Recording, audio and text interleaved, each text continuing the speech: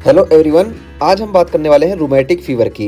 ठीक है, तो रूमेटिक फीवर के जैसे रूमेटिक हार्ट डिजीज़ वगैरह होता है, ये सब हम देखने वाले हैं। तो देखिए, रूमेटिक फीवर में हमको क्या देखने को मिलता है, क्यों होता है। तो एटियोलॉजी की बात की गई कि एक consequence of pharyngeal infection with group A beta hemolytic streptococci.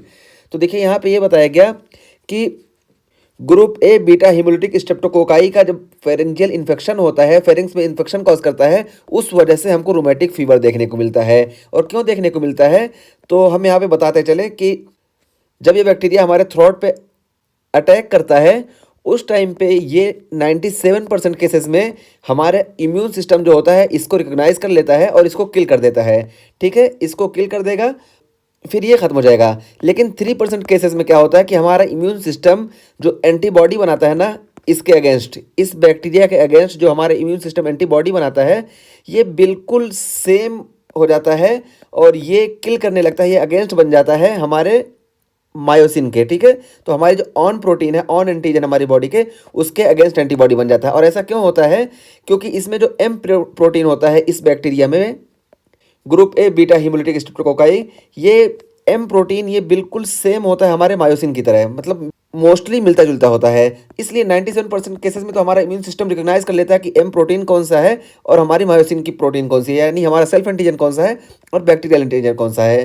लेकिन 3% केसेस में ये रिकॉग्नाइज नहीं कर पाता इम्यून सिस्टम सही से, और जो एंटीबॉडी बनती है वो हमारे सेल्फ एंटीजन को भी किल करने लगती है। और जब सेल्फ एंटीजन को किल करती है, उस वजह से बॉडी में इन्फ्लामेटरी रिएक्शन होती है, यानी टाइप 2 हाइपर सेंसिटिविटी रिएक्शन, जिसकी वजह से फीवर हमको देखने को मिलता है। और यही है कि शुरू में फीवर देखने को मिलेगा। तो देखिए, हम अब बताया गया कि a consequence of pharyngeal infection with group A beta hemolytic streptococci. तो यही जो हमने यहाँ पे मैकेनिज्म एक्सप्लेन किया वही यहाँ पे बताया गया है। और इसमें देखिए, शुरू में हमको फीवर देखने को मिलेगा, तो शुरू में ही फीवर देखने को मिल गया। उसके बाद let sequence include rheumatic heart disease. तो लेट इसका मैनिफेस्टेशन हमको क्या देखने को मिलेगा, तो रोमेटिक हार्ट डिजीज हमको देखने को मिलेगा। ठीक है, तो रोमेटिक हार्ट डिजीज कब देखने को मिलेगा, लेट फीचर है, यानी 2 से 3 हफ्ते बाद, यानी जब अटैक होगा, फीवर आएगा, उसके 2-3 हफ्ते के बाद हमको रोमेटिक हार्ट डिजीज देखने को मिलेगा। और इसमें रोमेटिक हार्ट डिजीज में कौन कौन से एरिया अफेक्ट होंगे, कौन कौन से चीज़ें, तो देखिए, विच अफेक्ट्स हार्ट वॉल्व्स। तो हार्ट के वॉल इसमें सबसे ज़्यादा अफेक्ट होंगे, और मोस्टली जो होता है ये माइट्रल वॉल अफेक्ट होता है। ठीक है, मोस्टली माइट्रल वॉल अफेक्ट होगा। फिर उसके बाद एओर्टिक वॉल अफेक्ट होता है, और ट्राइकस्पिड वॉल बहुत ही कम अफेक्ट होता है। और पल्मोनरी की बात करें तो ये तो बिल्कुल समझो ना के बराबर होता है। ठीक है, तो यहाँ पे देखिए, हमको समझ में आना चाहिए कि mitral valve, aortic wall, tricuspid और पल्मोनरी, ये अगर सीक्वेंस है तो इससे हमें पता चला कि हाई प्रेशर वॉल जो होते हैं ये सबसे ज़्यादा अफेक्ट होते हैं। यही यहाँ पे लिखा भी गया है, और यहाँ पे हम देख सकते हैं कि सबसे ज़्यादा प्रेशर माइट्रल वॉल में होता है, फिर एओर्टिक में होता है, फिर ट्राइकस्पिड में होता है, और पल्मोनरी में सबसे कम होता है। तो इससे हम याद रखेंगे कि सबसे ज़्यादा इफेक्ट कौन होता है, तो माइट्रल, और सबसे कम जो होता है वो पल्मोनरी। ठीक है, ये हो गया। अब इसके बाद देखिए क्या बताया गया कि अर्ली वॉल्वुलर रिगजिटेशन। तो शुरू में इसमें वॉल्वुलर रिगजिटेशन देखने को मिलेगा, यानी जब रोमेटिक हार्ट डिजीज शुरू होगी रोमेटिक फीवर की वजह से, तो सबसे पहले हमको वॉल्वुलर रिगजिटेशन देखने को मिलेगा और लेट वॉल्वुलर स्टेनोसिस देखने को मिलेगा। तो अर्ली वॉल्वुलर रिगजिटेशन क्यों देखने को मिलेगा, तो अर्ली देखिए, ये मान लो वॉल है, तो यहाँ पे फाइब्रोसिस की वजह से ना ये वॉल प्रॉपर क्लोज नहीं हो पाएगा, और जब प्रॉपर क्लोज नहीं हो पाएगा तो इसी को हम बोलते हैं रिगजिटेशन, यानी प्रॉपर क्लोज ना हो पाना। तो प्रॉपर क्लोज नहीं हो पाएगा फाइब्रोसिस की वजह से, इस वजह से हमको माइट्रल रिगजिटेशन देखने को मिलेगा। ठीक है, माइट्रल या कोई भी वॉल रिगजिटेशन देखने को मिलेगा, लेकिन मोस्टली माइट्रल रिगजिटेशन देखने को मिलेगा। और फिर लेट वॉल्वुलर स्टेनोसिस क्यों देखने को मिलेगा, तो ये देखिए, ये जो वॉल है ये रिगर्जिटेट हो गया, तो बार बार जब ये होगा तो ये एक दूसरे से टकराएगा, और जब टकराएगा तो इसमें धीरे धीरे इसकी थिकनिंग जो होगी ना ये ज़्यादा हो जाएगी। तो शुरू में तो सिर्फ बंद होने में परेशानी हो रही थी फाइब्रोसिस की वजह से, लेकिन अब जब ये मोटा हो जाएगा धीरे धीरे, तो ये जो इसका एरिया है ना, ये डायमीटर जहाँ से ब्लड फ्लो होना है ये भी कम हो जाएगा, तो इस वजह से माइट्रल स्टेनोसिस भी होगी। तो शुरू में रिगर्जिटेशन देखने को मिलेगा, फाइब्रोसिस की वजह से प्रॉपर क्लोज नहीं हो पाएगा, और बाद में वॉल्वुलर स्टेनोसिस देखने को मिलेगा, क्योंकि ये थिक हो जाएगा, ये थिक हो जाएगा, तो स्पेस कम हो जाएगा। ये यहाँ बताया गया। और उसके बाद फिर देखिए, हम यहाँ पे बता रहे हैं कि माइट्रल की अगर बात करें, तो देखिए, माइट्रल में अगर स्टेनोसिस हो रही है यानी लेट कंडीशन में, तो हमको फिश माउथ अपीयरेंस देखने को मिलेगा। देखिए, हमने यहाँ पे लिख रखा कि माइट्रल स्टेनोसिस होती है, यानी लेट मैनिफेस्टेशन जो होता है, तो इसमें फिश माउथ अपीयरेंस हमको देखने को मिलेगा। तो देखिए, फिश माउथ अपीयरेंस ये है, देखिए ये स्टेनोसिस हो गई इसकी, देखिए, और स्टेनोसिस होने की वजह से देखिए वॉल कितना छोटा हो गया। तो ये देखिए, ये फिश माउथ अपीयरेंस हमको देखने को मिला। तो देखिए, ये फिश का माउथ है, ये फिश माउथ अपीयरेंस हमको यहाँ पे देखने को मिला। और हम यहाँ पे एक चीज़ बताते चले कि ये जो डायग्राम है ये सारे लेटेस्ट बुक में है ही नहीं, ये तो हम बाहर से ही लाए और ये जो है हम पुराने एडिशन से उठा के लाए। तो हम जो लेटेस्ट एडिशन है उसी से हम ये पढ़ रहे हैं, लेकिन डायग्राम को हम समझने के लिए ये पुराने से लेके आए और कुछ डायग्राम हम जो है, ये देखिए इसी बुक का डायग्राम है नॉर्मल रेस्टिंग कार्डियक प्रेशर का। तो हमारा कहने का मतलब है कि हम इसको समझाने के लिए सारी चीज़ें लाए और ये हम बाहर से ले गए, ठीक है। तो अगर आपके बुक में नहीं है तो परेशान होने की ज़रूरत नहीं है, हम कोई अलग एडिशन नहीं पढ़ा रहे हैं। अब हम बात करते हैं एसोसिएशन की। तो इसमें क्या देखने को मिलेगा, रोमेटिक फीवर में क्या देखने को मिलेगा। तो देखिए रोमेटिक हार्ट डिजीज में हमको देखने को मिलेगा एशकॉफ बॉडीज। तो एशकॉफ बॉडीज हमको रोमेटिक हार्ट डिजीज में देखने को मिलता है और ये बहुत ही क्लासिकल फीचर है रोमेटिक हार्ट डिजीज का, ठीक है। और एशकॉफ बॉडीज क्या होती है, तो देखिए ग्रेनुलोमा विद जेंट सेल्स। तो ग्रेनुलोमा विद जेंट सेल्स को हम एशकॉफ बॉडीज बोलते हैं। तो ये देखिए यहाँ पे तो नहीं था, लेकिन हम दूसरी एडिशन से लेके आए। देखिए ये ग्रेनुलोमा हुआ और इसमें जेंट सेल्स हैं, इस वजह से इस पूरे को हम एशकॉफ बॉडीज बोल दिए, ठीक है। तो एशकॉफ बॉडीज हो गया। और एंटिशकॉफ सेल्स भी हमको देखने को मिलेगा। तो एंटिशकॉफ सेल्स देखिए यहाँ पे, देखिए ये वाला जो है ये देखिए ये एंटिशकॉफ सेल है, ठीक है। तो ये एंटिशकॉफ सेल क्या होते हैं, enlarge macrophage with ओवाइड wavy rod like nucleus. तो इनलार्ज मैक्रोफेज होते हैं, यानी ये मैक्रोफेज ही होंगे, इसमें ओवाइड और वेवी रॉड लाइक न्यूक्लियस होगा, इसी को हम एंटिशकॉफ सेल्स बोलते हैं, ठीक है। तो ये एशकॉफ बॉडीज और एंटिशकॉफ सेल्स ये हमको रोमेटिक हार्ट डिजीज में देखने को मिलेगा। और उसके बाद अगला क्या है, तो देखिए इंक्रीज एंटी स्ट्रेप्टोलाइसिन ओ, तो जिसको हम एसओ बोलते हैं, and increase anti DNase B titres.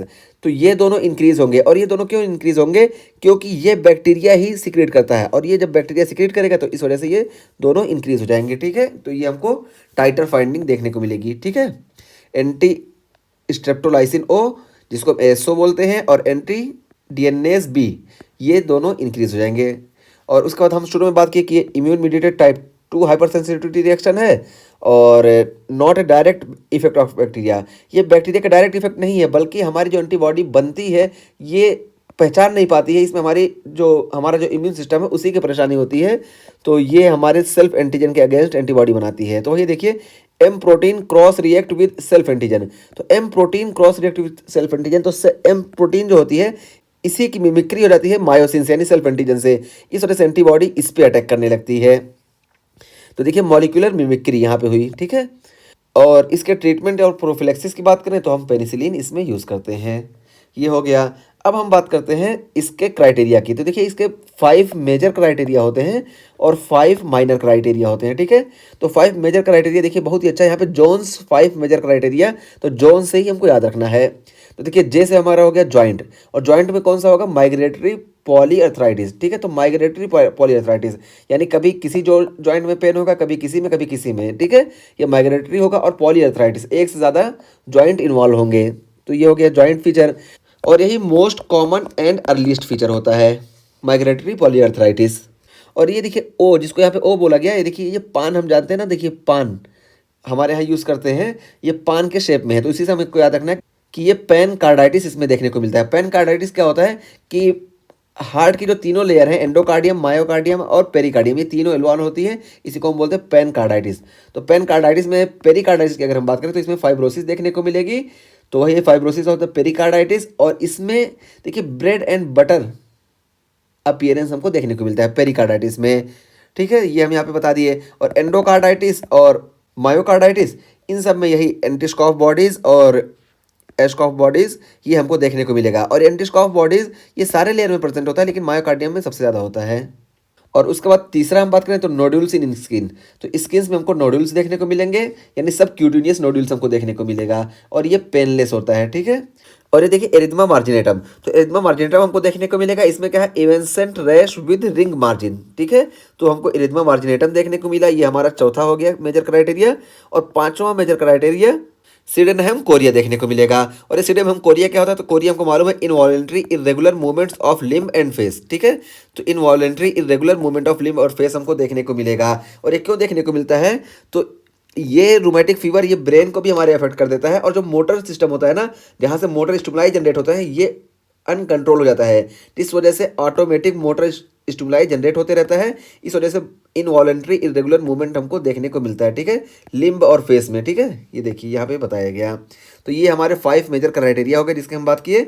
और 5 माइनर क्राइटेरिया की हम बात करें तो ये देखिए, फीवर है, अर्थरेल्जिया है, और सी रिएक्टिव प्रोटीन और ESR, ये दोनों इंक्रीज हो जाएंगे, और प्रोलॉन्ग्ड PR इंटरवल। तो ये हमारा माइनर क्राइटेरिया हो गया, ठीक है। तो 5 मेजर क्राइटेरिया ये हो गया। और बाकी हमने यहाँ पे ये देख लिया कि एंटीस्कॉफ सेल्स और एस्कॉफ बॉडीज़ ये हमको देखने को मिलेगा। तो ये देखिए, ये एस्कॉफ बॉडीज़ हैं और एंटीस्कॉफ सेल देखिए ये यहाँ पे है, और इसमें एसओ और एंटी डीएनएस भी टाइटर हमको इंक्रीज देखने को मिलेगा, ठीक है। और उसके अलावा यहाँ पे मेन मैकेनिज्म क्या होता है कि एम प्रोटीन जो होती है ये मॉलिक्यूलर मिमिक्री हो जाती है इसकी, और हमारे जो है सबसे ज़्यादा मायोसिन ही इसमें इन्वॉल्व होती है, और ये टाइप 2 हाइपर सेंसिटिविटी रिएक्शन है, ठीक है। और इसमें सबसे ज़्यादा अगर कोई इन्वॉल्व होता है तो माइट्रल वॉल्व इन्वॉल्व होता है, फिर एओर्टिक, और सबसे कम अगर कोई होता है तो पल्मोनरी वॉल्व होता है, क्योंकि हाई प्रेशर वॉल्व सबसे ज़्यादा इफेक्ट होता है।